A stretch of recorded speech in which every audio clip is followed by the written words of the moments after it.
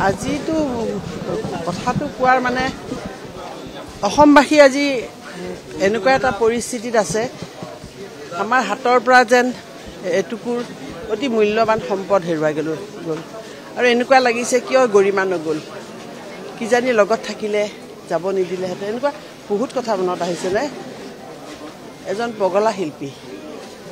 কাকো চিনি পায়ো নাপায় কেতিয়াবা চিনি নাপালেও সাৱটি ধৰে মই বহুতবাৰ পাইছোঁ ইমান উদাসীন নিজৰ কথা নাভাবে সৰু সৰু মানুহৰ কথা ভাবে শিল্পীৰ লগতে এজন খুব মহান মানুহ খুব ডাঙৰ মনৰ মানুহ আৰু সেই মানুহবোৰ তেনেকুৱাই হয় বিষ্ণু ৰাভা ডাঙৰীয়া আমি দেখিছিলোঁ মই কালি লাগিছে যে একে ধৰণৰ মানে অসমক ভাল পোৱা অসমৰ মানুহক ভাল পোৱা যিবোৰ মানুহ আছিল আমাৰ মাজৰ পৰা আমাৰ মূল্যৱান সম্পদবিলাক হেৰাই গৈছে আৰু কালি ৰাতি আচলতে মই ভয়তে অহা নাই এই যে